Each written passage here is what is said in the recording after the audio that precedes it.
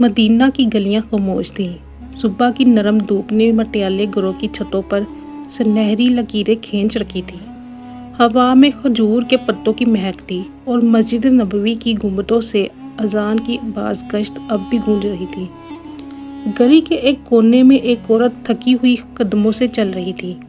इसके कांधों पर लकड़ियों का गट्ठा था, चेहरे पर पसीना, हाथों पर छाले। इसके पैरों में पुरानी चप्पलें थी जो हर कदम पर धूल उड़ाती। ये औरत ज़ैनब थी, मदीना के नवाब में रहने वाली एक गरीब मजदूर जो रोज़ जंगल से लकड़ियां काट कर लाती और मोहल्ले के घरों में बेच देती। जिंदगी की सख्तियों ने इसके चेहरे की चमक मांद कर दी थी, मगर दिल में ईमान की रोशनी थी। आज इसके घर में खाने को कुछ नहीं था। इसका शौहर बीमार था, बच्चे भूखे थे। ज़ैनब ने लकड़ियों का बोझ ज़मीन पर रखा, आसमान की तरफ देखा और दिल ही में कहने लगी, ऐ अल्लाह, अगर कुछ न बिका तो मैं अपने बच्चों को क्या खिलाऊंगी। इस वक्त गली के मोड़ से एक नरम आवाज़ आई, अस्सलामु अलैकुम रहमतुल्लाह।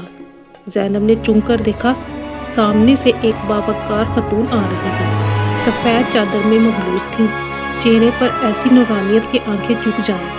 ज़ैनब ने फ़ौरन सलाम का जवाब दिया, मगर इसके दिल में तजस्सुस था कि ये कौन है। खतून करीब आई, लबों पर मुस्कुराहट थी।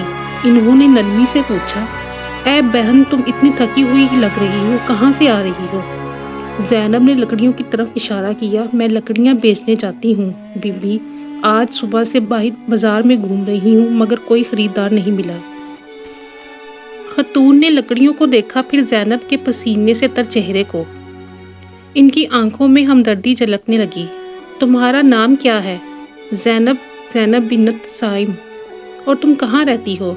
मोहल्ले के इस आखिरी घर में जहाँ टूटी दीवार और छत पर पुराना कपड़ा लटक रहा है।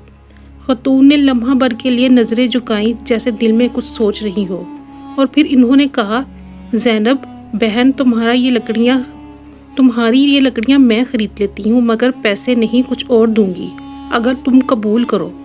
ज़ैनब ने हैरत से देखा, क्या मतलब बीबी, मैं तो लकड़ियाँ बेचती हूँ, पैसे चाहिए। खतून ने मुस्कुरा कर कहा, पैसे तो ख़त्म हो जाते हैं लेकिन बरकत बाकी रहती है। आओ मेरे साथ चलकर खाना खाओ, फिर बात करेंगे। ज़ैनब थोड़ी देर हिचकी, मगर इसके लहजे में ऐसी मिठास थी कि इनकार न कर सकी। दोनों आहिस्ता आहिस्ता चलने लगी। रास्ते में ज़ैनब ने देखा कि मदीना की औरतें इस खतून को अदब से सलाम कर रही हैं। कुछ बच्चे इनके हाथ चूमने आते हैं।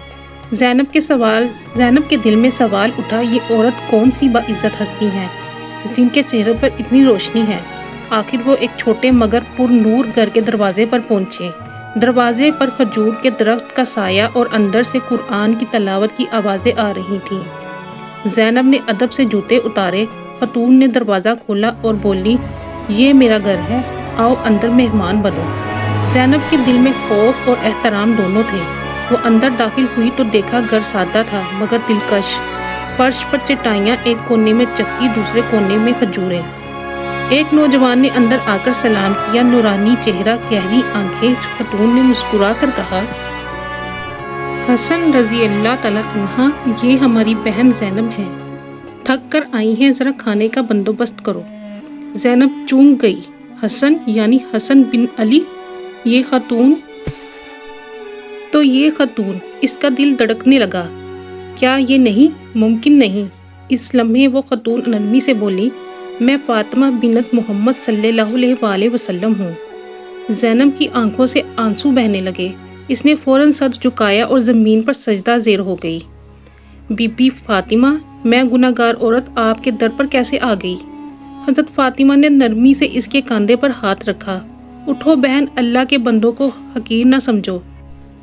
जो अल्लाह से मोहब्बत करता है वो अपने भाई बहनों की खिदमत से पीछे नहीं हटता। फिर वो उठी, खुद बावर्ची खाने में गई, खजूरें, रोटी और थोड़ा सा दूध लाई। इन्होंने ज़ैनब के सामने रख दिया।